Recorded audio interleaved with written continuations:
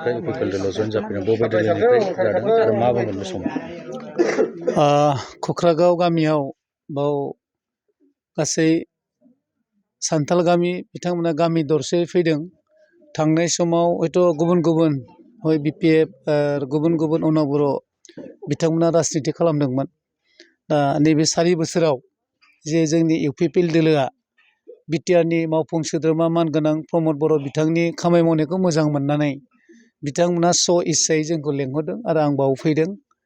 आरो बिथांमोना दा जोंनि दोलोआव फैबाय, जों बिथांमोनखौ जों बरायना लादों आरो फैबाय थानाय समाव ज' खामानि मावगोन होननानै बिथांमोना प्रतिश्रुति होदों। दा नोंखायनो खालि बेयावल' नङा, सारा बिटिआरआव मोनसे बार बारबाय जे फैबाय थानाय समाव जे UPPL दोलोखौ जे आरोबाव सरकाराव लाबोनांगौ आरो UPPL दोलोखौ सरकाराव लाबोयोबा बेयाव गोजोन आरो सान्थि आरो जौगागोन, बैखौ गासिबो थांखि लानानै रायजो राजाफ्रा आवगायबोदों आरो UPPLआव जगदान जाबाय थादों। सार UPPL दोलोआ हारसिं गेलेनाय ना एलायन्सआव गेलेनायनि थांखि लादों? UPPL दोलोआ दा जेखिनि जोंनि हाइकमान्डआव बेफोर डिसिसन जायाखै। हाइकमान्डआ उनावहाय फाइनाल डिसिसन लानानै फोसावगोन। जोंथ' नाजायो आरो जों हारसिङैनो गेलेनानै एबसलिउटलि मेजरिटि लानानै जों सरकार बानायगोन एबार 2025आव।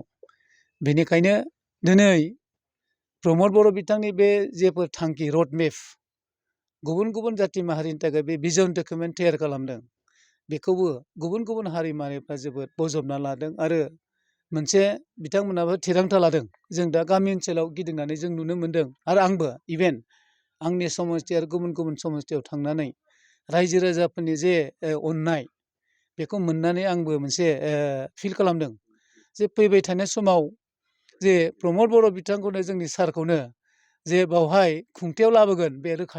कम्पिउटार कर्सनि सोलोंथाइ लानो गोसो गुदुं सुबुंफोरनि थाखाय गोजोनथाव खौरां।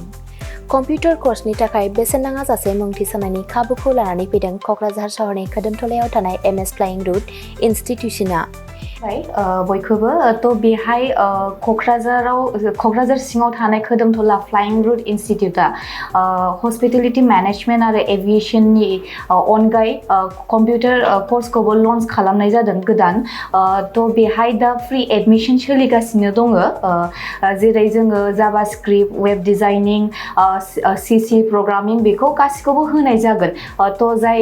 जायफोर केन्डिडेटफोरा गोसो दङ बेहाय माने थाबैनो रेजिस्ट्रेशन खालामनो हागोन, एडमिशन फ्रि सोलिगासिनो दं। एभिएशन आरो हस्पिटेलिटी मेनेजमेन्टनि फोरोंथाय होबोबाय थानायजों लोगोसेनो देग्लायनिफ्राय लानानै फैबावदों क'क्राझारनि MS फ्लाइं रुट इनस्टिट्यूशना कम्पिउटारनि कर्स।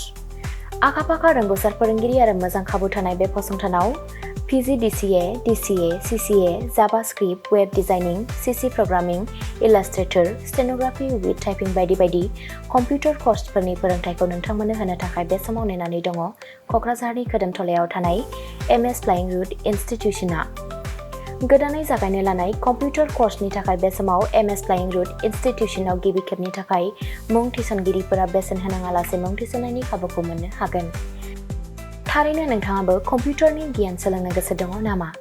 जुदि गोसो दङ अब्ला गोबाव खालामाजासे क'क्राझारनि MS फ्लाइं रुट इनस्टिट्यूशनाव सुलाद लानो थाखाय नोंथाङा 9394796813 एबा 8099554765 जानबुं अनजिमायाव फोनांजाब खालामदो।